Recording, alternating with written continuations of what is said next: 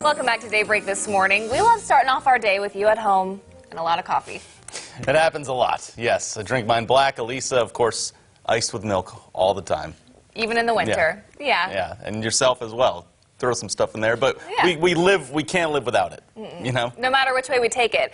But you might imagine not living with it at all, because a new study actually shows coffee farmers could lose half of their suitable land due to warming temperatures and extreme weather. So That's Elisa right. has stopped at a local coffee shop to find out why. Over half of Americans drink coffee every day, on average 3 cups a day. That's 66 billion cups a year. And even just here in Springfield, one of our own local coffee shops, they roast 400 to 600 pounds of beans a week. That's a lot of coffee.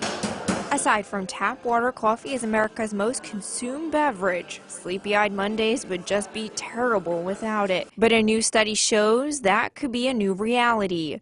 As temperatures warm and heavy rain and drought become more extreme due to climate change, the coffee crop is at risk. In fact, even if we make dramatic cuts to our greenhouse gas emissions, that 2015 study found in the Climatic Change Journal says we could still lose over 40% of land suitable for coffee beans by 2050, just 30 years from now. If no emissions are cut at all, that loss nears 60%. Whenever there's big weather changes, it's going to affect it. Nate Murphy is general manager and lead roaster at Coffee Ethic in Springfield.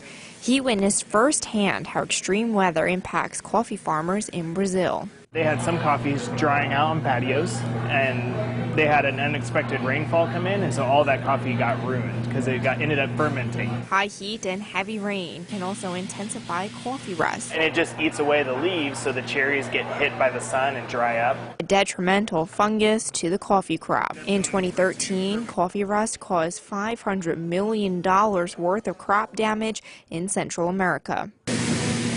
Coffee beans grow in the bean belt in countries along the equator like Colombia, Brazil, Ethiopia, and Vietnam. It likes elevation, that little bit cooler climate that comes with being up in the mountains. But as temperatures warm, the beans are finding fewer places to call home, and the pests and bugs are moving in. You can get pretty deep and scientific, but at the end of the day, they're losing crop, and the less crop they have, they can't make up for those lower prices. They need that volume to end up to be able to make a living. If we don't support them and buy the coffee from them, they can't sustain their farms. Michelle Billions is the owner and operator of Coffee Ethic. Our slogan is Cut People Earth, and so caring for the earth is a huge part of our philosophy and mission. Even on a small local level, her company works closely with these farmers to do their part in combating these challenges. Michelle has made it a point to be green and earth-friendly within her shop. We also use recycled aluminum for the bars. Chairs are recycled chairs, are not brand new. In her products, all of our clear cups are corn-based cups, and so they will dissolve over time. Beyond to the farmer, But maybe we can help them get the equipment or be prepared for those changes. and everyone in between. It's caring for your community, being involved in campaigns or whatnot that will educate people about. For Michelle and Nate, We are seeing the results of climate change. it's been a morning brew type of wake-up call. I am worried about it. I am worried about how it's going to affect the taste of the cup. But they're both optimistic. There's a lot of organizations trying to take steps to figure out, are there certain coffee varieties that resist rust? Are there certain coffee varieties that can grow at a lower elevation? A solution the industry will try to grind out, and some food for thought you can brew on the next time you sip your cup of joe. There are 2 types of coffee beans that they are studying pretty closely. Arabica is the more common bean. It's probably what you drink most of the time, but that particular plant is pretty weak in combating these climate challenges. So then there's the Robusta bean. That plant is a little bit stronger, can handle some of these changes, but it doesn't taste as good.